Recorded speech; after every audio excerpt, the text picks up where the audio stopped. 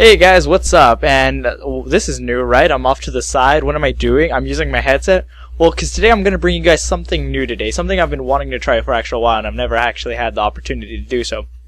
So what I'm bringing you guys today is going to be actually a Pokemon Black and White battle. Yeah, between me and my nephew Rudy. He's been training some pokes, and I've been training some too. So there's no... We haven't salved. I mean, they're straight from our game, so there's no specialties to them. So I'm going to bring you guys that today. That's why I have the headset on. My hair's not done because I don't want to do it. So I'm going to bring you guys a match. It's going to be over here to the side. I'm pretty sure some of you have seen that style, right? So I'll start the match right about now.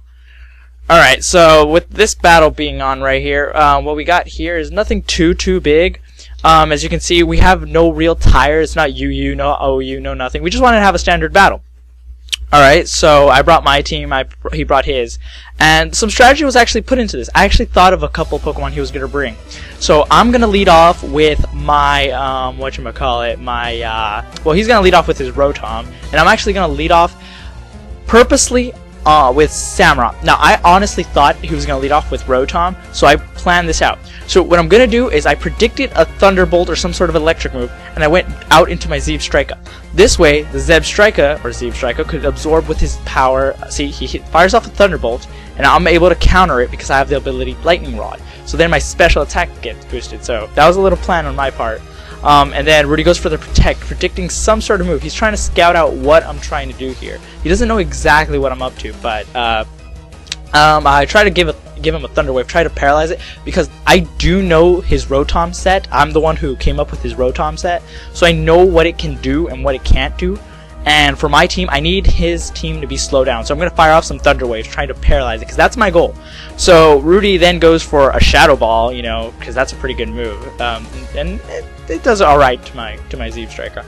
And he goes for another Protect. So he's just going to keep kind of protecting here and there. And it's kind of going to get in the way of what I'm trying to do here. And basically, I'm going to just fire off Thunderbolt. Now that I have a +1 special attack thanks to my ability of Lightning Rod, I think it's +1. I'm going to fire off a Thunderbolt, and I get a critical hit, which I do think at this point matters. Also, what actually cool happens is he gets the Parahack, so he can't even do anything to me.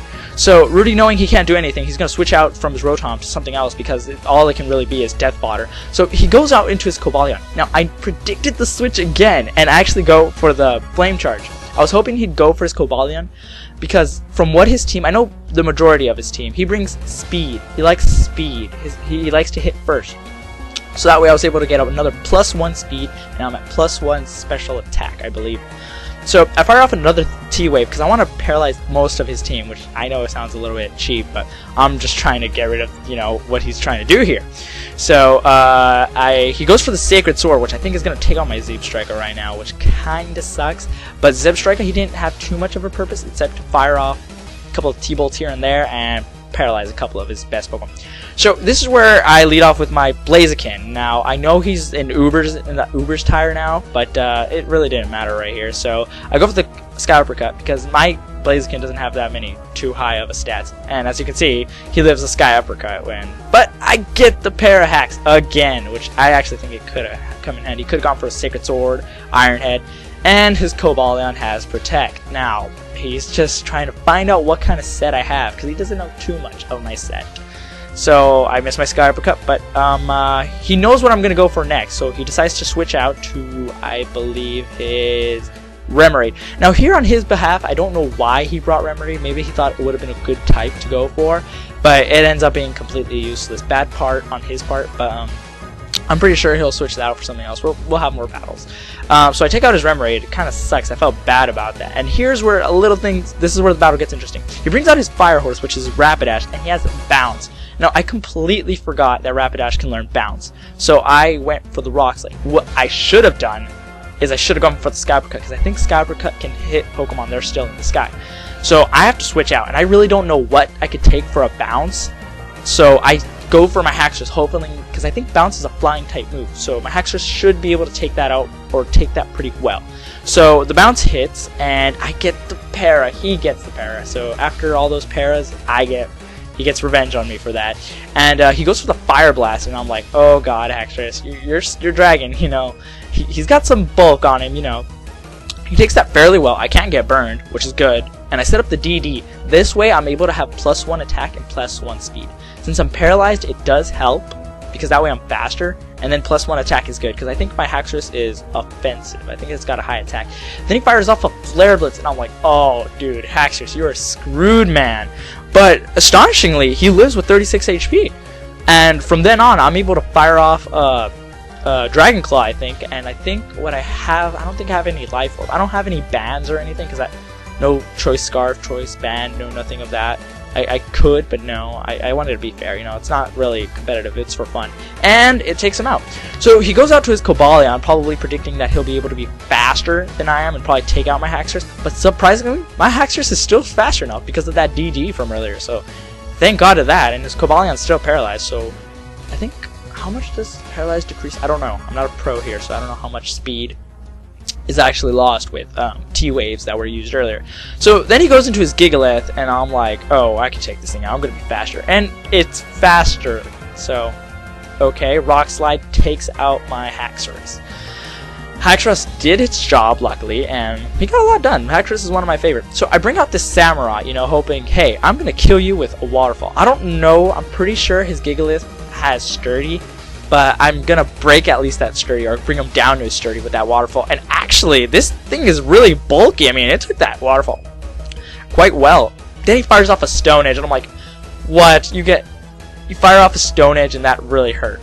So then I'm just gonna kill it. Whether it has Sturdy or not, which I think it does, I broke the Sturdy, and I'm able to take it out with 2-hit KOs. So, you know, can't really complain too much there. Samurai. I think my Samurai's more physically offensive, actually.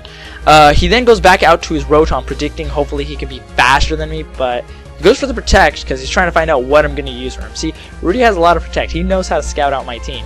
So I go for another Waterfall, which misses, of course, because of his Protect, and then I'm able to fire off another, I think, Waterfall right after. Yeah, I fire off a Waterfall. And from then on, that's it for Rotom. And I think he's down to his last 2 or his last Pokemon. I haven't been keeping track, because I don't do that. And he sends out his Epic, which that was what he called his Tepic. So I'm like, okay, I got this match done. And then he's faster than me. How is a big pig faster than me? Fires off a Brick Break, takes out my Samurai, and I'm like, dude, that just sucks. I could have had the match right there. So I switch out to my Braviary now. I have a switch initiative, and he's actually faster than my Braviary. Fires off a Flare Blitz. Now this is real crucial here. Check this out. The Flare Blitz, I see it, I'm like, oh god, oh god, oh god, and oh god, and ooh, oh yeah, look at that. He lives with 3 HP. My Braviary lives with 3 HP. So I'm getting the hell out of there, and I use Fly. Now, I wouldn't be too worried. It's just that this moment is kind of actually quite epic in the sense that, like, I lived with 3 HP, just a smidge left. You know, maybe that was like that wasn't max attacked, and I'm able to land off a Fly on him, and that's it for him, guys. So that's the match. I think that's 3-0. I would say more of that, like 2-0, because Braviary, you're basically dead. You would have been used as switch fodder or such. So there's our teams again, and that's basically it for this match. Yeah, this was my first time narrating one of these kind of battles with the whole side screen thing. So I hope you guys enjoyed this. Tell me what you guys thought of the battle, you know, something. I don't know. I don't have Wi-Fi, so I can't do Wi-Fi battles, but I'll be definitely challenging Rudy some other times with some different pokes and stuff. So be out on the lookout for that. So as for now, this is X09091 signing out. Peace out, everybody, and have a nice day. All right? Peace out, everybody.